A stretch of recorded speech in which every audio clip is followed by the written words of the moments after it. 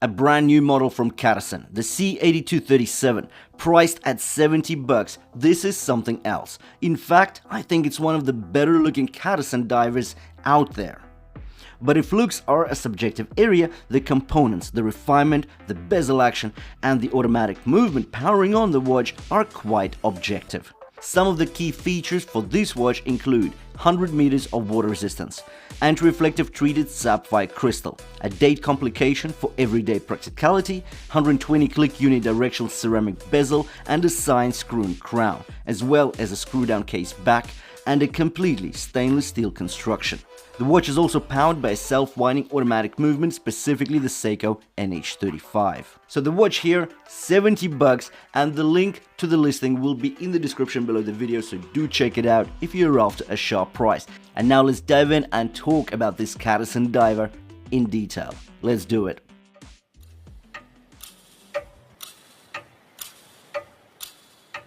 With regards to the dimensions, we get a diameter of 40mm, a lug-to-lug length of 47mm due to inverted end links, a height of 12.1, a lug width of 20mm, and the bracelet tapers down to 18mm at the clasp. The weight without removing any links is 170 grams. You'll agree the dimensions are impressive for a mid-sized diameter. The lug-to-lug length is as nimble as you'd expect on a 38 or 39mm case. So anyone with a wrist circumference of 6 inches and over should be experiencing no overhangs whatsoever with this watch. There are several dial variations though. We get the black with a ruby red seconds pointer, a navy blue with a bright orange pointer, or this ivory white with the turquoise pointer we have in front of us. Let's take a look at the watch from above. The stark and definitive lines are so sincere and elegant. There is something different and expensive looking about the watch. It could be the detailed styling of the dial, the precise look of the relatively thin ceramic bezel insert, or the finesse of the bracelet. Let's take a look at the profile of the watch. It's a layered design. An interesting observation is that the steel bezel grooves are in line with the flank. There is no overhang of the bezel above the flank. The tall flank is brushed horizontally, the lugs taper to tear droplets, slanting downwards, assisting the inverted end links to further reduce the lug-to-lug length. The top layer is the coin-threaded bezel. The grooves are also brushed. These are deep and notchy, making rotation easy and convenient. It is a tall bezel though. The transition to lug hoods is done via polished 45-degree bevels. No sharp corners anywhere on the case nor the bracelet. These bevels actually add to the elegance and finesse of the case. Just a bit more light play. The end links of the bracelet integrate with the lug hoods rather well. The inverted end links are both convenient and make this lattice-looking bracelet even more elegant. The bracelet does require some mentioning. It's brushed throughout, providing the wearer best protection against the daily wear and tear, the scuffs and the micro scratches that would be all too visible on polished surfaces.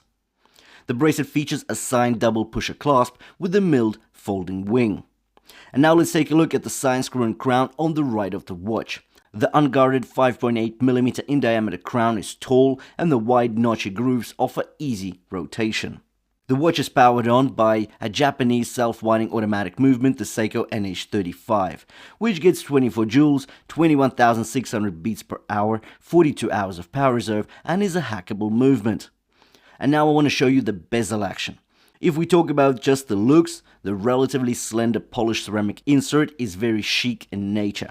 White numerals and indices are printed, yet a slight drawback is the absence of a pip at 12 o'clock. The grip of the white threading allows for comfortable handling, and you'll need it considering there is no bezel overhang above the case. The rotation resistance proves consistent and assuring. It's not heavy. I would say it's actually on the lighter side. The clicks are ratchety and pronounced. Alignment at 12 o'clock is easy. And most importantly, there is minimal backplay. There is some, but again, it's rather little. And for $70, this is really good performance. And now let's take a look at the crystal as well as the dial. The flat slab of anti-reflective coated sapphire crystal is in line with the bezel. As I mentioned, there is anti-reflective treatment here, ensuring the legibility is superb.